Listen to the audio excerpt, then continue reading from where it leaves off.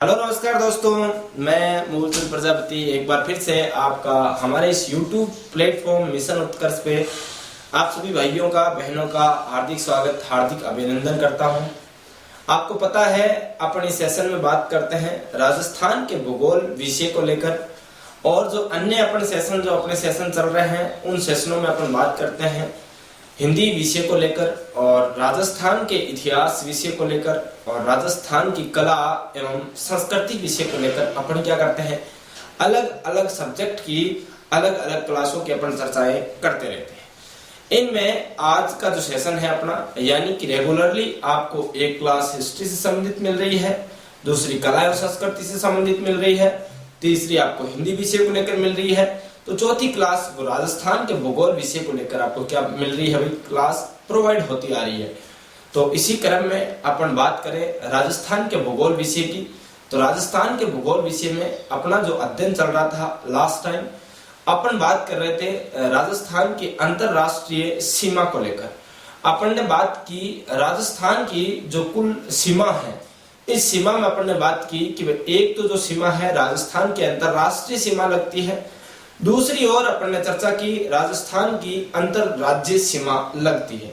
इसमें मैंने आपको टोटल जो 5920 किलोमीटर की आपको सीमा बताई थी, इसमें अपन ने देखा 1070 किलोमीटर की क्या है अपनी अंतरराष्ट्रीय सीमा है।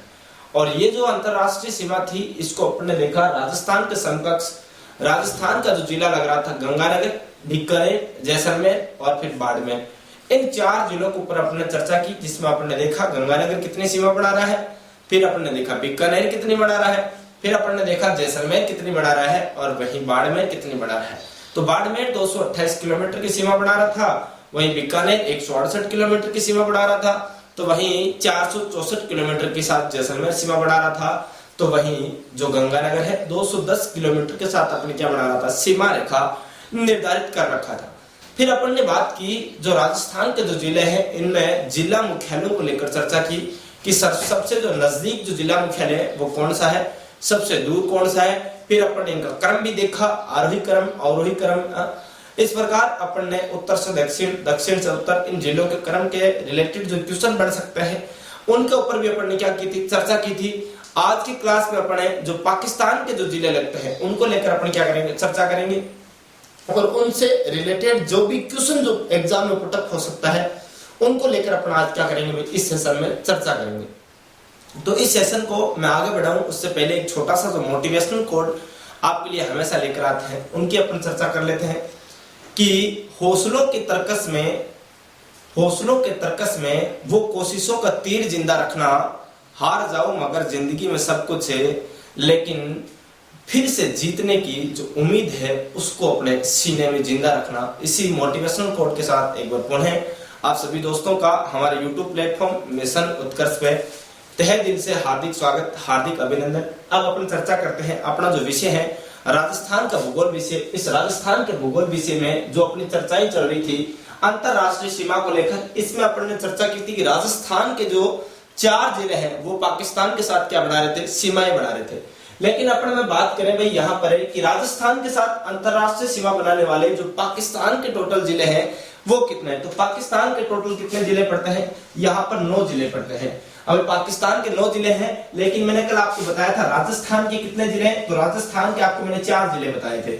नंबर 1 जो जिला बताया था वो आपको बताया था गंगानगर, और नंबर 2 जो जिला बताया था उस जिले का नाम था बीकानेर, और नंबर 3 जो जिला बताया था उस जिले का नाम था जैसलमेर, और नंबर 4 जो जिला बताया था उसका नाम क्या था, बाड़मेर जिला। हाँ भाई, कौन सा जिला, जिला बाड़मेर। यानी कि 4 जिले राजस्थान के क्या बना रहे थे, सीमा बढ़ा रहे थे। लेकिन इधर से पाकिस्तान के जो है वो कितने जिले सीमा बना रहे हैं, तो पाकिस्तान की तरफ से 9 जिले सीमाएं बना रहे हैं। अब ये जो 9 जिले हैं ये कौन कौन से हैं, इसकी अगर मैं बात करूं तो ये जो 9 जिले हैं, एक तो पंजाब प्रांत के हैं कुछ जिले, और कुछ कौन से प्रांत के हैं, सिंध प्रांत के जिले हैं।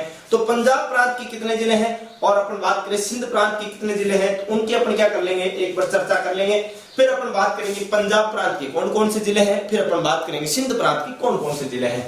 तो इसमें मैं बात करूं, ये टोटल जो 9 है इसमें पंजाब प्रांत की बात करूं, और केवल पंजाब प्रांत की बात करूं तो पंजाब प्रांत के 3 जिले हैं। हमें कितने, 3 जिले हैं। और दूसरी ओर जो सिंध प्रांत है, पाकिस्तान का सिंध प्रांत है, इस सिंध प्रांत के कितने जिले हैं? तो इस सिंध प्रांत के टोटल 6 जिले हैं।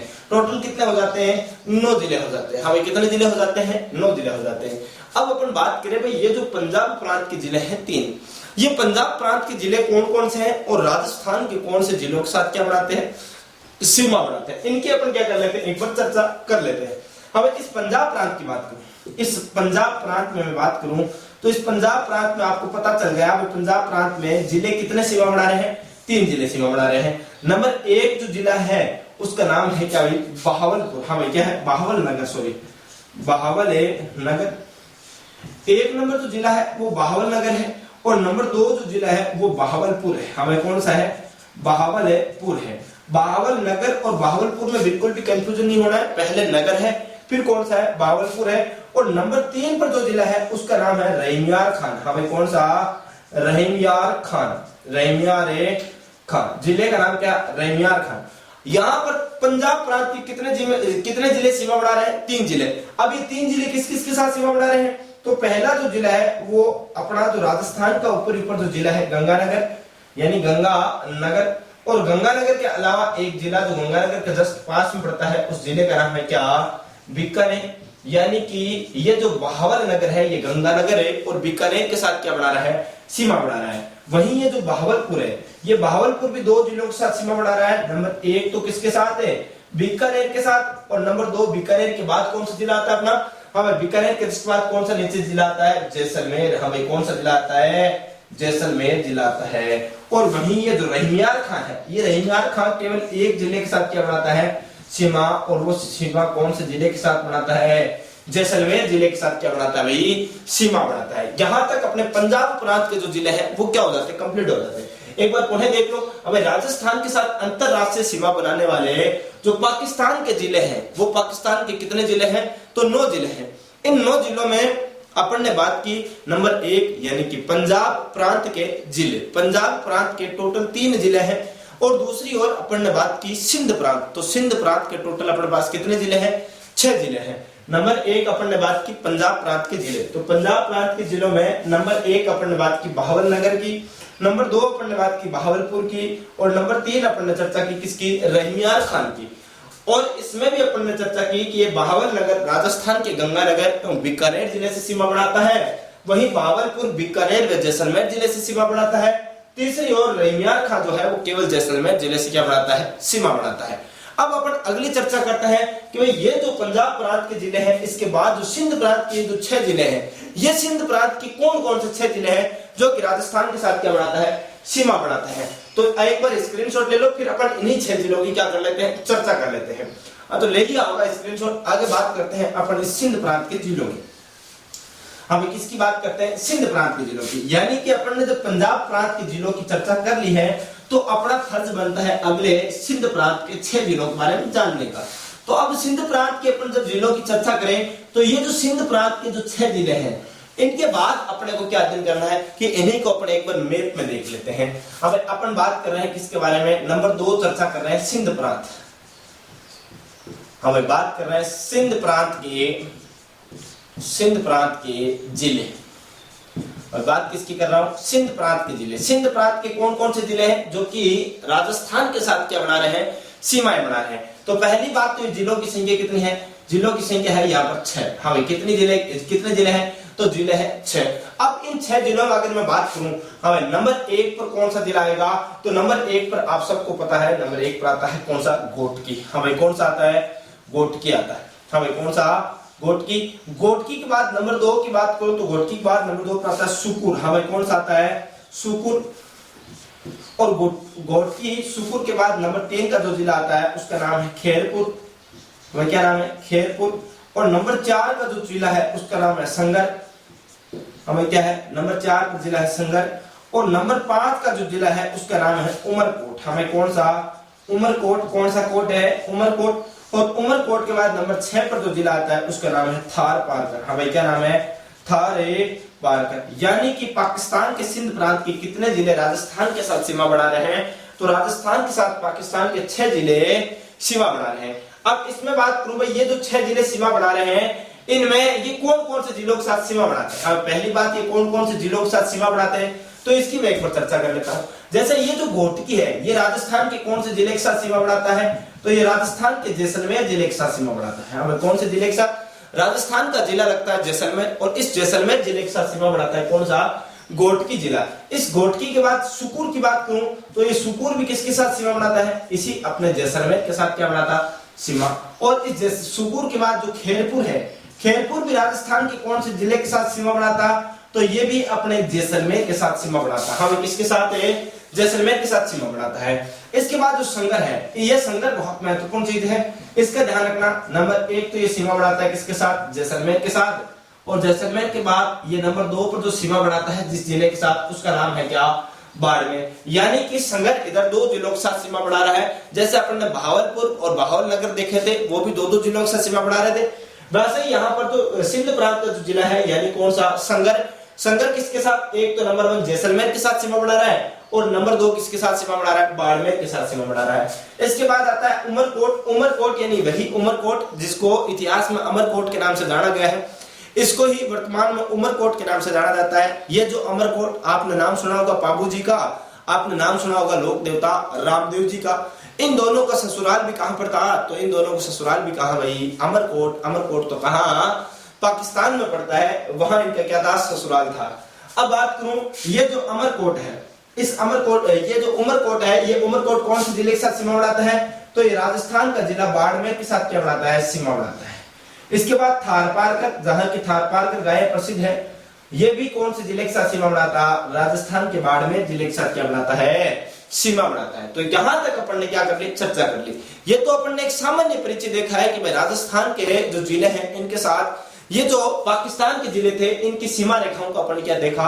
व्यू देखा। कौन कौन से जिले हैं पंजाब प्रांत के, कौन कौन से जिले हैं अपने सिंध प्रांत के, इनके बारे में अपन क्या कर ली? चर्चा कर ली। अब इन्हीं चीजों को मैं एक बार मैप के अंदर आपको समझाने की कोशिश करूं तो एक बार यहां तक आप स्क्रीनशॉट लो, फिर अपन मैप बनाते हैं और मैप में आपको इन्हीं चीजों की क्या कर लेते हैं भाई? चर्चा कर लेते हैं। तो एक बार आप क्या कर लीजिए, यहां तक नोट कर लीजिए, स्क्रीनशॉट ले लीजिए, फिर अपन आगे की ओर क्या बढ़ रहे हैं भाई? चर्चा के लिए बढ़ते हैं। हमें नोट कर लिया होगा, स्क्रीनशॉट आपने ले लिया होगा, तो अपन आगे चर्चा करते हैं। आगे चर्चा करूं, अब मैप के अंदर अपन इन्हीं चीजों क्या करते हैं? चर्चा करते हैं। मैप में जब चर्चा करें तो मैप में कोई खास बात नहीं होती। आप भी घर जाकर बहुत अच्छे से जो चीजें पढ़ाई जा रही है आपको राजस्थान की ज्योग्राफी में है, तो राजस्थान का मैप उठाना और उस मैप के अंदर प्रत्येक चीज को फील करके आपको मैप के साथ पढ़ाई करनी चाहिए। और जितने ज्यादा आप मैप के साथ पढ़ाई करोगे, निश्चित रूप से आप ज्योग्राफी को उतनी आसानी से क्या कर पाओगे भाई? समझ पाओगे। ज्योग्राफी जो सब्जेक्ट है उसको उतनी आसानी से क्या कर पाओगे? कवर कर पाओगे। तो आपको जो मैप है, मैप को बहुत अच्छे से क्या करके चलना है? कवर करके चलना है। तो इसी के साथ अपन आगे बात करते हैं राजस्थान की मैपिंग के साथ। अब राजस्थान की मैपिंग में जब मैं चर्चा करूं, यहां से अपना जो जिला लगता है जैसलमेर, जैसलमेर के बाद यहाँ पर ये जो चित्तौड़गढ़, चित्तौड़गढ़ के बाद प्रतापगढ़ वाला, ये प्रतापगढ़ वाला, ये चित्तौड़गढ़ वाला एरिया, और यहाँ से जो ये जो अपना कोटा बूंदी बारां धारवाड़ वाला क्षेत्र इधर को लेते हुए ये भरतपुर, धौलपुर, अलवर वाला ये क्षेत्र कवर किया। और ये अपन ने क्या कर दिया कि राजस्थान का क्या कर लिया? मैप क्रिएट कर लिया। अब इस मैप में अपन ने यहाँ देखा, यहाँ राजस्थान का एक जिला लगता है और इस जिले का नाम क्या है? जिले का नाम है गंगानगर। और गंगानगर के बाद बात करूं तो यहाँ पर एक जिला लगता है, इस जिले का नाम है बीकानेर। और बीकानेर के बाद में यहाँ पर एक बार मार्कर चेंज कर लेते हैं। और बीकानेर के बाद यहाँ जो अपना जिला लगता है, इस जिले का नाम पड़ता है अपना जैसलमेर। भाई क्या नाम पड़ता है? जैसलमेर। और इधर अपना जो जिला लगता है राजस्थान का, इसका नाम क्या पड़ता है? बाड़मेर जिला लगता है। हमें कौन सा जिला लगता है? जिला लगता है अपना बाड़मेर। यानी कि राजस्थान के अपन ने 4 जिलों की यहाँ पर चर्चा की, और यही 4 जिले राजस्थान के जो है ये अंतरराष्ट्रीय सीमा पर स्थित है। और ये जो टोटल सीमा रेखा कवर करते हैं, ये 1070 किलोमीटर की क्या करते हैं? सीमा रेखा क्या करते हैं? कवर करते हैं। अब इसमें अपन को चर्चा करनी है किसके बारे में कि भाई इधर पाकिस्तान के जिले कौन से लगते हैं। तो आपको पता है भारत में इधर राजस्थान के ऊपर की साइड पंजाब और हरियाणा स्थित है, तो यहाँ पर क्या होगा? पाकिस्तान का पंजाब प्रांत है। तो पंजाब प्रांत अपन ने चर्चा की भाई, एक तो जिला लगता है नंबर 1 जो बहावल नगर है। यानी कि मैं यहाँ पर बात करूं बहावल नगर की, किसकी बात कर रहा हूं? बहावल नगर की बात करूं तो ये जो बहावल नगर है, ये बहावल नगर 2 जिलों से सीमा बढ़ाता है। एक तो अपने गंगानगर से बना रहा था और दूसरे किसके साथ बना रहा था? बीकानेर के साथ बना रहा था। यहीं पर मैंने आपसे चर्चा की, अगला जो जिला पड़ता है यहाँ पर बहावलपुर की चर्चा की थी। हमें किसकी? बहावलपुर जिले की अपन क्या की? चर्चा की। और ये जो बहावलपुर था, ये अपना जैसलमेर के साथ भी सीमा बना रहा था और किसके साथ बना रहा था? बीकानेर के साथ में क्या बना रहा, सीमा बना रहा था। और तीसरा जिला जो मैंने यहाँ पर आपसे चर्चा की, उस जिले का नाम था रैमियार खां। हमें क्या नाम था, रैमियार खां। और रैमियार खां जो जिला है ये किसके साथ सीमा बना रहा है, केवल जैसलमेर के साथ क्या बना रहा है, सीमा बना रहा था। ये तीनों ही जिले किसके बात कर रहे थे अपने, पंजाब प्रांत के जिले थे। हमें कौन से प्रांत के, पाकिस्तान के पंजाब प्रांत के जिले थे। हमें किसके, पाकिस्तान की बात कर रहा हूं, इस पाकिस्तान में कौन से प्रांत के, पंजाब प्रांत के क्या है, जिले हैं। इसके बाद अपन चर्चा करें, यहां तक तो अपन ने 3 जिलों की, यहां पर केवल पंजाब प्रांत के जिलों की चर्चा की है।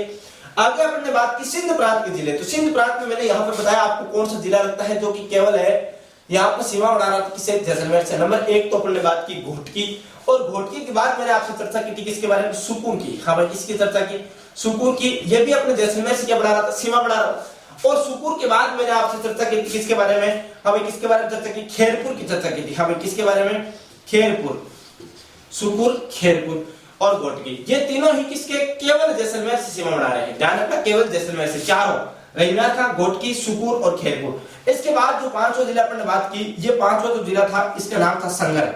हमें क्या नाम था, संगर। और ये जो संगर था ये जैसलमेर से भी सीमा बना रहा था, और सीमा किसके साथ बना रहा था, बाड़मेर से भी क्या बना रहा था, सीमा बना रहा था। इसके बाद जो अगला जिला था उसका अपन ने बात की, इसका नाम था उमरकोट। हमें क्या नाम था, उमरकोट। और उमरकोट केवल किससे, बाड़मेर से। और इसके बाद अपन ने चर्चा की किसकी, थारपारकर की। किसके बारे में, थारपारकर। और ये थारपारकर भी किसके साथ, केवल बाड़मेर के साथ क्या बना रहा था, सीमा बना रहा था। और ये जो टोटल सीमा रेखा है, ये सीमा, ये जो टोटल जो जिले हैं ये किसके, कौन से प्रांत के थे, तो ये पाकिस्तान के सिंध प्रांत के जिले थे। हमें किस प्रांत के, पाकिस्तान के सिंध प्रांत के जिले थे।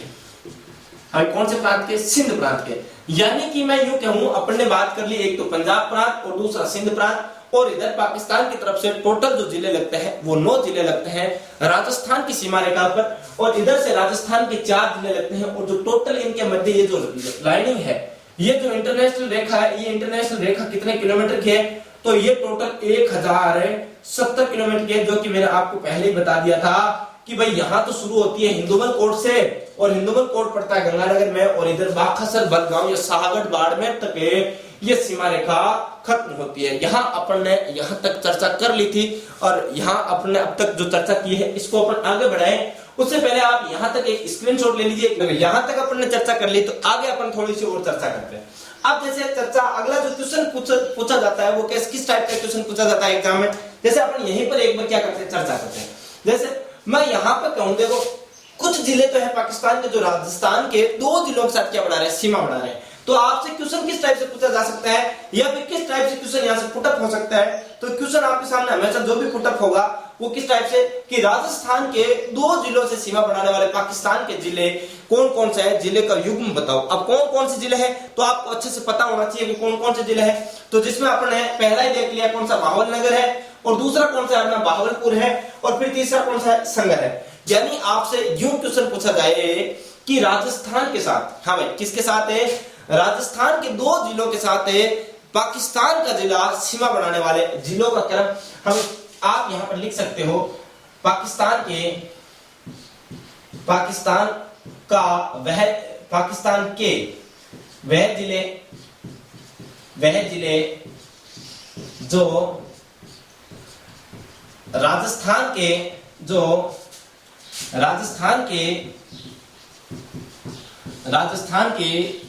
जिलों के साथ है, 2 जिलों के साथ सीमा रेखा बनाते हैं। क्या बनाते हैं, सीमा रेखा बनाते हैं।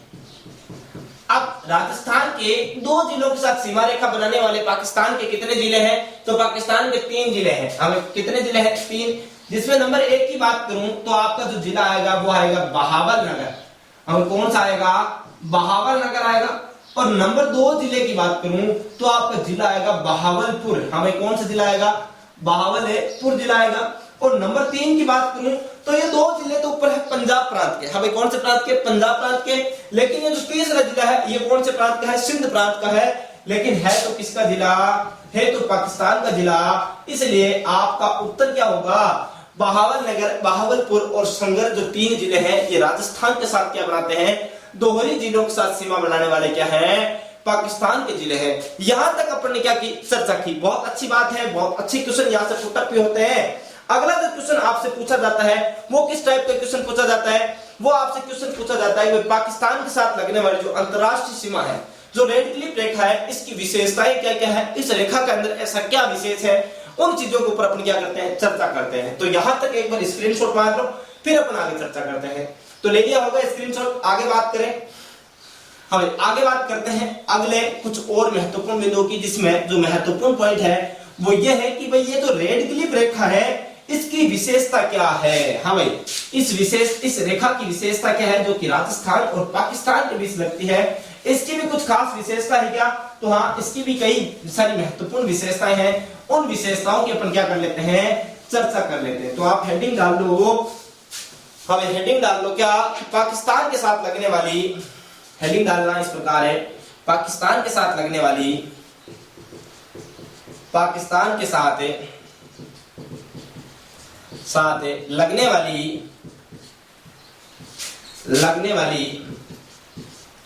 लगने वाली अंतरराष्ट्रीय रेखा,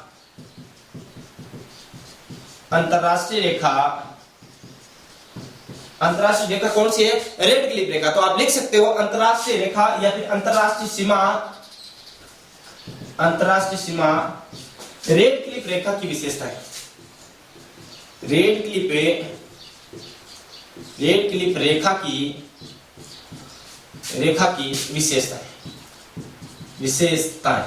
हाँ, ये आपने क्या डाल ली, हेडिंग डाली। अब जब हेडिंग डाल ली कि विशेषताओं की चर्चा करें, तो जो सबसे महत्वपूर्ण विशेषता है इस रेड क्लिफ रेखा की, उसमें नंबर 1 जो विशेषता आती है क्या आती है कि ये जो अंतरराष्ट्रीय जो रेखा है रेड क्लिफ, ये पहले जो रेखा बनाती थी, पहले जैसे मान लो अपन भारत के मैप की बात करूं तो भारत के मैप में यूं इस प्रकार यहां से गुजरात बॉर्डर स्टार्ट होता है, गुजरात बॉर्डर के बाद यहां से स्टार्ट हो जाती थी अपनी ये जो पीओके वाली सीमा थी, ये इस प्रकार जैसे मान लो ये पूरे क्या है, संपूर्ण भारत है। जैसे इस भारत की बात करूं तो यहाँ पर जो जम्मू कश्मीर वाला पार्ट पड़ता था मुख्य थे। हाँ भाई, जैसे मैं बात करूं यहाँ से जो अपना जम्मू कश्मीर वाला पार्ट पड़ता था, ये वाला जो पार्ट पड़ता था, यानी कि यहाँ से ये जो पाकिस्तान की सीमा स्टार्ट होती थी, ये जो इस प्रकार से आता था, इस प्रकार से, यानी कि यहाँ ये जो सीमा है इसमें सर्वाधिक जो सीमा लगती थी, पहले किसके साथ लगती थी, पहले ये सर्वाधिक सीमा किसके साथ लगती थी, ये सर्वाधिक सीमा लगती थी किसके साथ, जम्मू और कश्मीर के साथ सीमा लगती थी। लेकिन वर्तमान में किसके साथ लगती है, तो वर्तमान में ये सीमा राजस्थान के साथ सर्वाधिक लगती है। हमें किसके साथ सर्वाधिक लगती है, तो सर्वाधिक वर्तमान में राजस्थान के साथ लगती है। अब वो कैसे लगती है राजस्थान के साथ, इसकी अपन चर्चा करते हैं। देखो, जैसे हमें पहले जम्मू कश्मीर के साथ कितनी लगती है, टोटल सीमा कितनी लगती है, 3310 किलोमीटर की सीमा लगती है, जिसमें 1070 किलोमीटर किसके पास है, 1070 किलोमीटर राजस्थान के पास है वर्तमान में। तो पहले जम्मू कश्मीर से, लेकिन जब से जम्मू कश्मीर से यानी कि लद्दाख और जम्मू कश्मीर जो अलग अलग 2 यूटी बने हैं, 2 अलग अलग यूटी यानी केंद्र शासित प्रदेश बन चुके हैं। अब जब ये 2 अलग अलग केंद्र शासित प्रदेश बन चुके हैं, तो इन केंद्र शासित प्रदेशों के बनने के बाद ये जो पाकिस्तान की सीमा रेखा थी, इसमें क्या हुआ, बंटवारा हुआ। लेकिन अब जो सर्वाधिक जो सीमा लगती है, अब जो सर्वाधिक सीमा लगती है किसकी, पाकिस्तान की, वो किसके साथ लगती है, राजस्थान के साथ। तो नंबर 1 विशेषता आप लिखना है, क्या विशेषता लिखोगे कि रेड क्लिफ रेखा सर्वाधिक जो अंतरराष्ट्रीय रेखा है वो किसके साथ बनाती है, राजस्थान के साथ। तो आप लिखोगे किस प्रकार कि वर्तमान में पाकिस्तान के साथ सर्वाधिक अंतरराष्ट्रीय सीमा बनाने वाला राज्य। हाँ भाई, वर्तमान में पाकिस्तान के साथ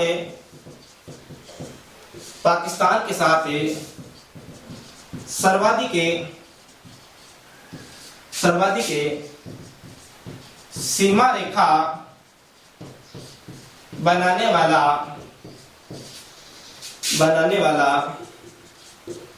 भारत का राज्य। तो भारत का राज्य कौन सा है, अभी मैंने चर्चा की, अपन जिस राज्य के बारे में चर्चा कर रहे हैं भूगोल की, वो राज्य है कौन सा, राजस्थान। अब राजस्थान के साथ जब सर्वाधिक अंतरराष्ट्रीय सीमा बढ़ाई जा रही है, तो कितनी बढ़ाई जा रही है, तो 1070 किलोमीटर। इसकी अपन बहुत पहले ही चर्चा कर चुके हैं। अब जब 1070 किलोमीटर रेखा बना दी, अब अपन जब चर्चा कर रहे हैं रेड क्लिफ रेखा की विशेषताओं की, तो रेड क्लिफ रेखा की एक विशेषता से काम चल जाएगा क्या, तो एक से तो काम नहीं चलेगा। तो दूसरी विशेषता क्या कि ये जो रेड क्लिफ रेखा है, ये विश्व में सबसे लंबी हमें जो निर्धारित रेखा है, यानी कि अध्यारोपित रेखा है। हमें कैसी है, सबसे लंबी कलम से निर्धारित रेखा है। हमें कैसे, आप लिख सकते हो नंबर 2 विशेषता में कि रेड क्लिफ रेखा रेखा विश्व की सबसे लंबी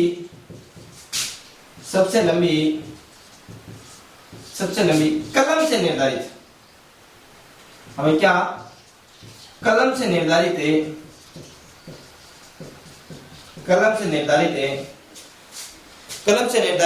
अध्यारोपित रेखा है। हमें कैसी है?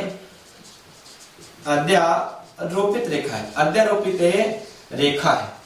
अब अपन ने चर्चा कर ली, बस ठीक है। कलम से निर्धारित का मतलब क्या हुआ? जैसे भाई भारत और पाकिस्तान की बात करूं, जैसे मान लो ये भारत और पाकिस्तान की बात की, जब सीमा रेखा का निर्धारण हो रहा था, मान लो उस समय का मैप कुछ इस प्रकार था।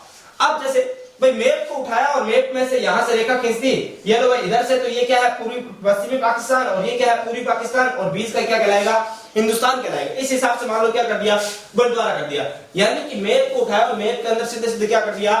पेन से क्या कर दिया? निर्धारण कर लिया। इसलिए अपन कह दिया कलम से निर्धारित। लेकिन ये अध्यारोपित क्या चीज होती है? हाँ भाई, अपन तो बात कर रहे हैं, ये जो अध्यारोपित है, ये अध्यारोपित रेखा होती क्या है? तो पहले आप यहाँ तक एक स्क्रीनशॉट ले लो, फिर मैं आपको अध्यारोपित रेखा क्या करता हूँ, चर्चा करता हूँ। आप यहाँ तक अपन ने चर्चा कर ली, अब अपन बात करता हूँ भाई अध्यारोपित रेखा होती क्या है। यहाँ तक आप अच्छे से समझ चुके होंगे भाई। यहाँ तक जब समझ लिया तो आगे तो कोई दिक्कत ही नहीं आएगी, आगे तो बहुत ही आसान चीजें हैं। भाई आगे जैसे आगे की बात करूं, आगे की चर्चाओं में भाई आगे चर्चा किस प्रकार से अपन बात की कि जो भारत और पाकिस्तान के मध्य जो रेखा है, यानी जो रेड क्लिप रेखा है, ये कलम से निर्धारित है, विश्व की सबसे बड़ी रेखा। दूसरी बात, ये भारत पर अध्यारोपित रेखा। अध्यारोपित रेखा कैसे?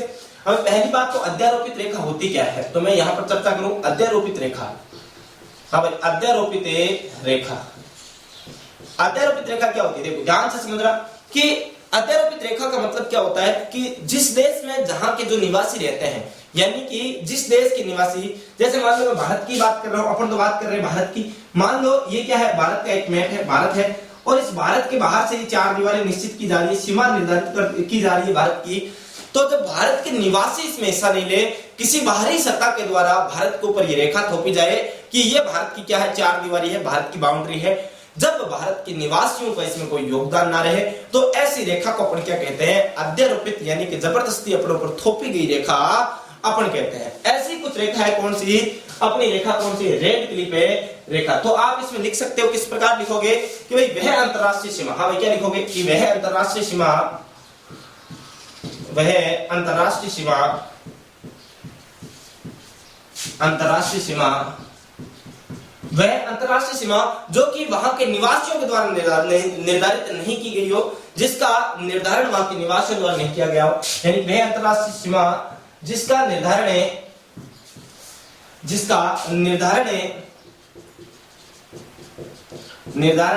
वहां के निवासियों द्वारा नहीं किया गया हो, वहां के निवासियों द्वारा नहीं किया गया हो, नहीं किया गया हो, अर्थात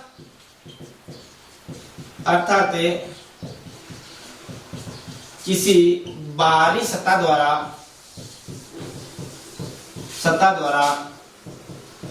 किया गया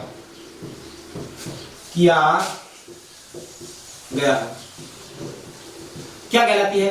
अध्यारोपित रेखा कहलाती है। हाँ भाई, क्या कि भाई ऐसी अंतरराष्ट्रीय रेखा जिसका निर्धारण वहां के निवासियों द्वारा नहीं किया गया।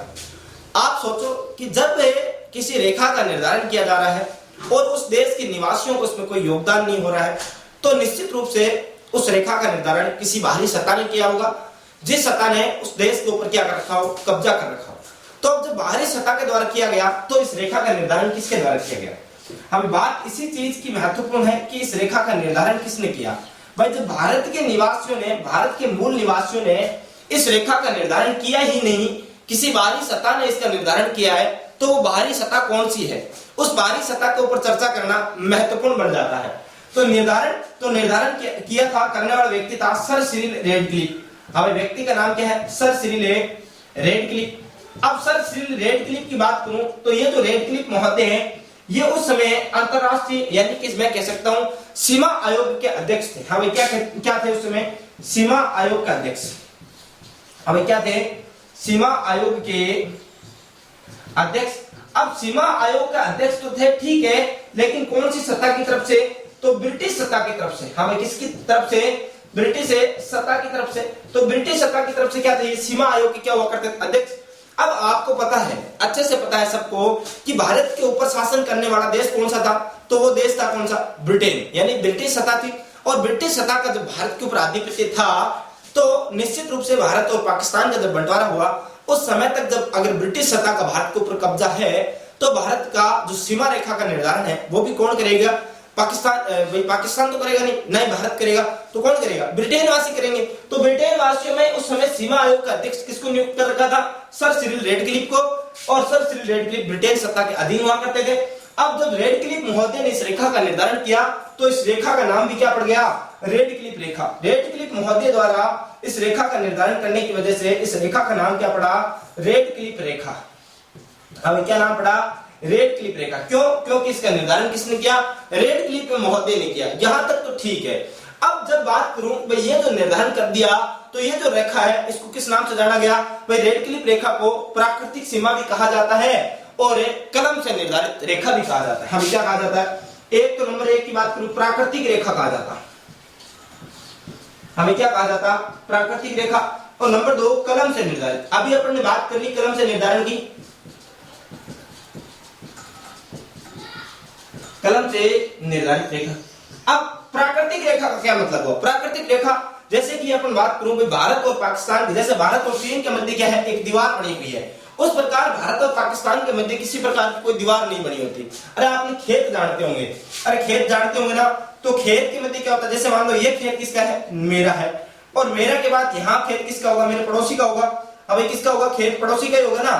तो इस पड़ोसी और मेरे खेत के मध्य कोई दीवार तो नहीं है ना, अब जरूर थोड़ी दीवार हो, लेकिन फिर भी खेत की सीमा का निर्धारण हो रहा है किसके द्वारा, अरे भाई प्रकृति के द्वारा ही सीमाओं का क्या कर दिया जाता है, निर्धारण। यानी कि आप देखते होंगे जो सींग होती है, सींग काटते हो ना, सींग के अंदर क्या होता है, ऑटोमेटिकली प्रकृति के द्वारा क्या होते हैं, कुछ झाड़ फूंक जो होते हैं वो उगे हुए होते हैं और इसी के द्वारा क्या होता है, रेखा का निर्धारण होता है। इसी प्रकार भारत और पाकिस्तान के मध्य की जो रेखा है ये कैसी रेखा है, प्राकृतिक रेखा है, ना कि कृत्रिम रेखा। इस रेखा का निर्माण नहीं किया गया है किसी दीवार के द्वारा, इसलिए अपन इसको क्या कह सकते हैं, प्राकृतिक रेखा। अब कलम से निर्धारित रेखा कैसे, तो उसको अपन समझेंगे आगे। तो पहले आप यहाँ तक स्क्रीनशॉट ले लीजिए, यहाँ तक अपन ने समझ लिया। तो अब अपन बात करेंगे भाई कलम से निर्धारित रेखा कैसे है, इनकी भी अपन क्या करते हैं, चर्चा करते हैं। तो चर्चा करते हैं तो अपन देखते रहना भाई, ये सर सिरिल रेडक्लिफ महोदय के द्वारा क्या की गई है, निर्धारित रेखा है, और इसको अपन प्राकृतिक रेखा भी कहते हैं और कलम से निर्धारित भी और अध्यारोपित रेखा भी कहते हैं। अब अगर आपसे पूछ लिया जाए, ऑप्शन में आपके सामने क्वेश्चन पूछा जाए कि भारत पाकिस्तान की रेखा निम्न में से है, और आपके सामने आए अध्यारोपित रेखा, कृत्रिम रेखा, प्राकृतिक रेखा, या इनमें से कोई नहीं, तो आपका उत्तर होगा क्या, अध्यारोपित रेखा। प्राकृतिक रेखा को आपको पहले महत्व नहीं देना है, पहले महत्व किसको देना, अध्यारोपित रेखा को आपको क्या देना है, महत्व देना है। तो अपन आगे चर्चा करते हैं। आप सभी को पता है 3 जून की बात कर रहा हूं, हाँ कब की बात कर रहा हूं, 3 जून सन 1947 ईस्वी की बात करूं तो इस समय पूरे भारत में एक योजना आई थी जिसको अपन कहते हैं माउंटबेटन योजना। हाँ भाई किस नाम से जानते हैं, उस योजना को अपन माउंटबेटन योजना के नाम से जानते हैं। किस नाम से, माउंटबेटन योजना। और ये जो माउंटबेटन योजना है, इस माउंटबेटन योजना के तहत होना क्या था, भारत और पाकिस्तान का क्या होना था, विभाजन होना था। क्या होना था, भारत पाकिस्तान का विभाजन। तो आप लिख सकते हो भारत विभाजन की घोषणा। हमें इस योजना के तहत क्या हुआ, भारत के विभाजन की क्या हो रखी थी, घोषणा हो रखी थी, भारत विभाजन की घोषणा। अब घोषणा किस प्रकार थी, घोषणा कुछ इस प्रकार की थी कि भारत में जितने भी रियासतें हैं वो चाहे तो क्या रह सकती है, स्वतंत्र रह सकती है, यानी खुद का एक अलग देश का निर्माण कर सकती है। चाहे तो वह पाकिस्तान में मिल सकती है, चाहे तो वह किसमें रह सकती है, भारत में रह सकती है। यानी कि मान लो ये संपूर्ण क्या है, अपना भारत है, और इस संपूर्ण भारत में मान लो छोटी मोटी कितने भी रियासतें हैं, यानी कि लगभग 562 रियासतें बताई जाती हैं भारत के विभाजन से पूर्व की। तो इन रियासतों को क्या दे दिया गया कि आप चाहे तो इस पाकिस्तान में मिल जाओ, चाहे आप इस भारत में मिल जाओ, चाहे आप एक अपना स्वतंत्र देश का क्या कर लो, निर्माण कर लो, आपकी जो इच्छा हो वो करो। इस योजना के तहत, कौन सी योजना के तहत, लॉर्ड माउंटबेटन योजना के तहत 3 जून 1947 को यह योजना भारत में आती है, और इसके तहत भारत विभाजन की क्या कर दी जाती है, घोषणा। अब जो भारत विभाजन की घोषणा कर दी तो आपको पता है सरदार वल्लभ भाई पटेल, जिनको लोहा पुरुष के नाम से जाना जाता है, उन्होंने भारत की जितनी भी रियासतें थी उनको एक करने का कार्य सबसे पहले किया। जब इन्होंने एक करने का कार्य किया तो लगभग भारत की जितनी भी रियासतें थी उनको साम दाम दंड भेद सभी नीतियां अपना कर क्या किया, रियासतों को एक करने का प्रयत्न किया गया। इन एक करने के प्रयत्न में सर्वप्रथम जैसे हैदराबाद रियासत थी, इन हैदराबाद रियासत की बात करूं, हैदराबाद रियासत कुछ मिलना नहीं चाहती थी, उसी प्रकार कश्मीर रियासत भी भारत में मिलना नहीं चाहती थी। हाँ, यानी कि जूनागढ़ रियासत भी कश्मीर में मिलना नहीं चाहती थी। इस प्रकार बहुत सारी रियासतें जो भारत में नहीं मिलना चाहती थी उनको भी जबरन भारत में मिलाया गया और एक संपूर्ण भारत जो कि वर्तमान में अपन देखने को मिलता है उस भारत का क्या किया गया, निर्माण किया गया। तो इसमें होता क्या है, जैसे मान लो ये भारत का उस समय का क्या है, मैप है। मान लो क्या है भाई, उस समय का भारत का मैप है। मैं मानचित्र लेता हूं और ये मानचित्र किसका ले रहा हूं, मैं भारत का उस समय का मानचित्र ले रहा हूं। सपोज करना ये भारत है, ये है भारत नहीं है भाई, लेकिन सपोज करना ऐसा क्या भारत का मैप एक डिसाइड किया गया। अब इसमें क्या किया गया, सीमा रेखा कलम से निर्धारण कैसे, जो सर सिरिल रेडक्लिफ महोदय थे इन्होंने पूरा भारत का मैप उठाया उस समय का और इसमें क्या कर दिया, इस प्रकार क्या खींच दी, रेखा खींच दी। हाँ भाई, क्या खींच दी, इस प्रकार रेखा खींच दी और इस प्रकार रेखा खींचकर क्या कह दिया कि इधर का क्या है, ये तो क्या है पश्चिमी पाकिस्तान है। हाँ भाई, क्या है, पश्चिमी पाकिस्तान है, पश्चिमी पाकिस्तान। और इधर के को क्या कह दिया कि ये क्या है, पूर्वी पाकिस्तान है। हाँ भाई, ये क्या है, ये पूर्वी पाकिस्तान है, ये पूर्वी पाकिस्तान है। और ये जो बीच का है ये इसको क्या कह दिया, ये क्या है, हिंदुस्तान है यानी कि भारत है। हाँ भाई, क्या है, हिंदुस्तान है यानी कि भारत है। जहां पर मुस्लिम बाहुल्य था उनको पाकिस्तान बना दिया, एक तो पूर्वी पाकिस्तान और दूसरा क्या पश्चिमी पाकिस्तान और मध्य का क्या कहलाया, हिंदुस्तान कहलाया। अब जो ये रेखा सर सिरिल रेडक्लिफ महोदय द्वारा निर्धारित की गई, इन रेखाओं को किस नाम से जाना गया, रेडक्लिफ रेखा के नाम से जाना गया। हाँ भाई, किस नाम से जाना गया, रेडक्लिफ रेखा के नाम से जाना गया। अब इस रेखा को तो जाना ही गया जो वर्तमान भारत और पाकिस्तान के मध्य है, यानी कि उस समय की जो पूर्वी पाकिस्तान था उसके मध्य रेखा को भी किस नाम से जाना गया, रेडक्लिफ रेखा के नाम से जाना गया। लेकिन सन 1971 ईस्वी में इंदिरा गांधी के समय ये क्या हो जाता है, पूर्वी पाकिस्तान अलग हो जाता है पाकिस्तान से और इसको एक नया देश बन जाता है और इस नए देश का नाम क्या है, बांग्लादेश कहलाता है। हमें क्या कहलाता है, बांग्लादेश। और जब से बांग्लादेश बना ये रेखा रेडक्लिफ रेखा नहीं कहलाकर क्या कहलाती है, भारत के मध्य जीरो लाइन के नाम से जानी जाती है। हमें किस नाम से, जीरो लाइन के नाम से जानी जाती है। यानी कि वर्तमान में भारत और बांग्लादेश के मध्य की जो रेखा है वो किस नाम से, जीरो लाइन के नाम से, लेकिन उस समय किस नाम से जानी जाती है, रेडक्लिफ रेखा। लेकिन ये जो पश्चिमी पाकिस्तान है ये वर्तमान का क्या कह सकते हैं, हमें पाकिस्तान केवल इतना ही रह गया। हमें पाकिस्तान क्या है, केवल इतना ही है। उधर पूर्वी पाकिस्तान क्या बन गया, बांग्लादेश। तो अब जो ये रेखा है ये भारत और पाकिस्तान के मध्य की क्या कहलाती है, अपने को रेडक्लिफ रेखा कहलाती है। यहां तक आपको अच्छे से समझ में आया होगा। अब अपन बात करूं भाई और क्या विशेषता है, तो ये जो रेडक्लिफ रेखा है ये विश्व की एकमात्र अंतरराष्ट्रीय जो रेखा है जिसकी जो सीमा रेखा है वो रात में क्या होती है, चमकती हुई दिखाई देती है। अब जब रात में दिखाई देती है, ये रात में दिखाई देती है, इसका मतलब इसके ऊपर क्या की गई, प्रकाश लाइट की व्यवस्था की गई है। तो आप लिख सकते हो, यहीं पे लिख लेना, यहां पे लिख रहा हूं, लिख लेना। हाँ भाई, आप लिख रहा किस प्रकार लिखोगे, रेडक्लिफ रेखा लिखना, रेडक्लिफ रेखा, रेडक्लिफ रेखा संपूर्ण विश्व की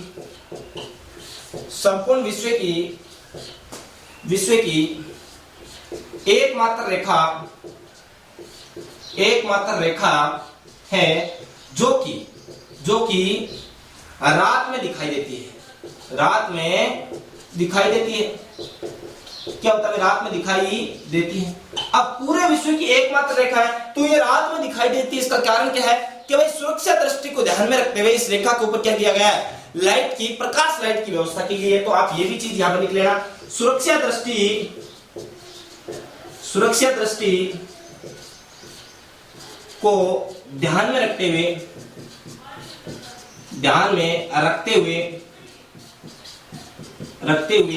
इस रेखा पर प्रकाश लाइट की व्यवस्था की गई है, प्रकाश लाइट की व्यवस्था। हम क्या किया गया है, विश्व की एकमात्र जो अंतरराष्ट्रीय रेखा है, एकमात्र अंतरराष्ट्रीय रेखा कौन सी, रेडक्लिफ रेखा है, जो कि क्या देती है, रात में भी दिखाई देती है। क्यों, क्योंकि सुरक्षा व्यवस्था को भारत और पाकिस्तान के मध्य आपको पता है हमेशा ही तनाव की स्थितियां बनी रहती है और इस तनाव की स्थितियों को देखते हुए तो सुरक्षा को महत्वपूर्ण में ध्यान में रखते हुए क्या रखा गया, इस रेखा के ऊपर लाइट की व्यवस्था की गई है, प्रकाश की व्यवस्था की गई है। इसलिए ये रेखा रात में भी क्या होती है भाई, दिखाई देती है। अब अपन बात करेंगे अंतरराज्य रेखाओं को लेकर। तो अंतरराज्य रेखाओं को लेकर मैं थोड़ी सी चर्चा कर दूं, बाकी चीजें अपन कल के अध्याय में अध्ययन करेंगे। तो यहाँ पर अपन थोड़ी सी चीजें, यहाँ स्क्रीनशॉट ले लेना, मैंने थोड़ी सी चीजें मिटा भी दी है, तो कोई बात नहीं, स्क्रीनशॉट ले लेना। आगे बात करूं, अब अंतरराज्य रेखा क्या होती है? अंतरराज्य रेखा आप सबको पता होगा, अंतरराज्य रेखा क्या होती है, यानी कि दो राज्यों या राज्यों के मध्य, यानी एक राज्य या फिर अन्य राज्य या फिर अन्य राज्यों के साथ जो सीमा रेखा लगती है वो क्या कहलाती है? अंतरराज्य रेखा कहलाती है। हमें क्या कहलाती है? अंतरराज्य सीमा, अंतरराज्य सीमा। अब इस अंतरराज्य सीमा की मैं चर्चा करूं, भाई अंतरराज्य सीमा होती क्या है, तो उससे पहले आप एक चीज छोटी सी समझ लेना, भाई अंतरराज्य सीमा क्या होती है। आपको सबसे पहले महत्वपूर्ण बात यही पता होना चाहिए कि वह सीमा जो किसी अन्य राज्य या राज्यों के साथ लगती है। हमें क्या, मैंने आपको बता दिया कि जैसे मैं बात करूं कि जैसे ये राजस्थान है, हमें क्या है, पतंगाकार आकृति का ये क्या है, राजस्थान है। अब इस राजस्थान के अन्य राज्यों के साथ, जैसे मैंने बात की, यहाँ पर कौन सा राज्य लगता, पंजाब लगता, यहाँ कौन सा लगता, हरियाणा लगता, और इधर कौन सा लगता, यूपी लगता, इधर कौन सा लगता, एमपी लगता, इधर कौन सा लगता, गुजरात लगता। हाँ, कौन सा लगता, गुजरात लगता। यानी ये राज्य, अब एक राज्य जरूर थोड़ी किसी एक राज्य के साथ सीमा बनाए, हो सकता है कोई राज्य ऐसा भी हो जो केवल एक राज्य के साथ सीमा बनाता हो सकता है 4-5 राज्यों के साथ सीमा बनाए, तो वो राज्य या राज्यों के साथ, तो आप लिख सकते हो कि वह सीमा रेखा, हमें लिख सकते हो वह सीमा रेखा जो किसी राज्य या राज्यों के साथ लगती हो, राज्यों के साथ लगती हो अंतरराज्य रेखा कहलाती है। हमें क्या कहलाती है? अंतरराज्य सीमा रेखा कहलाती है। क्या कहलाती है? अंतरराज्य सीमा रेखा कहलाती है, सीमा रेखा कहलाती है। हमें हो गई बात कंप्लीट यहीं पे। अंतरराज्य सीमा रेखा क्या कहलाती है कि वह सीमा रेखा जो किसी राज्य या राज्यों के साथ लगती है, क्या कहलाएगी? अंतरराज्य सीमा रेखा कहलाएगी। अब जो अंतरराज्य सीमा रेखा की अपन चर्चा कर रहे हैं, अपन तो बात कर रहे हैं राज्य किसकी, राजस्थान की। और जब राजस्थान की अपन चर्चा कर रहे हैं तो राजस्थान में अपन बात करेंगे राजस्थान की अंतरराज्य जो सीमा है वो कितनी लगती है। तो आप लिख सकते हो राजस्थान की अंतरराज्य सीमा रेखा की लंबाई, अंतरराज्य जो सीमा रेखा की लंबाई है राजस्थान की, वो मैंने आपको पहले भी डिस्कस कर दी, कितनी 4850 किलोमीटर की क्या लगती है, सीमा रेखा लगती है। किसकी? राजस्थान की अंतरराज्य सीमा रेखा। और टोटल कितनी लगती है? 5920, और इसमें से 1070 क्या लगती है, हमें 1070 अंतरराष्ट्रीय, और जो 1070 घटाने के बाद कितनी बची है? 4850, और 4850 क्या कहलाती है? अपनी अंतरराज्य सीमा रेखा कहलाती है। इसके बाद मैं चर्चा करूं भाई ये जो अंतरराज्य सीमा रेखा है राजस्थान की, ये कितने हैं राज्यों के साथ लगती है। तो राजस्थान की अंतरराज्य सीमा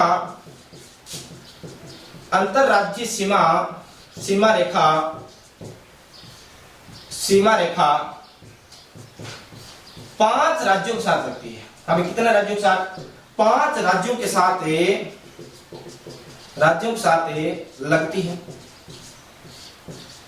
अब वो 5 राज्य कौन कौन से हैं, इनकी चर्चाएं करेंगे अपन अपने नेक्स्ट एपिसोड में, और इनको अपन मैप में भी देखेंगे, और अलग अलग राज्य के कौन कौन से जिले यहाँ पर टच करते हैं, कितना बॉर्डर बनाते हैं, इन सभी चीजों की अपन चर्चा करेंगे। अपनी अगली जो भूगोल विषय की कक्षा होगी राजस्थान के भूगोल विषय को लेकर, उसमें अपन क्या करेंगे, चर्चा करेंगे। तो आज के लिए मैं आज की क्लास को यहीं पर विराम देता हूं, और बाकी नेक्स्ट जितनी भी चीजें हैं बहुत डिटेल से, और प्रत्येक चीज को अपन मैप के अंदर क्या करेंगे, अध्ययन करेंगे। तो लगातार बने रहिए हमारे साथ। और अगर आप हमारे इस YouTube प्लेटफॉर्म मिशन उत्कर्ष पे नए हैं तो प्लीज सबसे पहले हमारे YouTube चैनल को आप सब्सक्राइब कर लीजिएगा, और बगल में जो बेल आइकन का घंटा है उसको प्रेस करना कदापि ना भूलें। तो हमारे सेशन पसंद आ रहा है तो प्लीज लाइक करना ना भूलें, सब्सक्राइब कीजिएगा, लाइक कीजिएगा, शेयर कीजिएगा। और आपको जो भी इस क्लास को लेकर कोई डाउट हो या फिर किसी प्रकार का कोई सुझाव हो तो कमेंट बॉक्स में कमेंट करके हम तक जरूर पहुंचाना। इसी के साथ आज की इस क्लास को यहीं पर विराम देते हैं।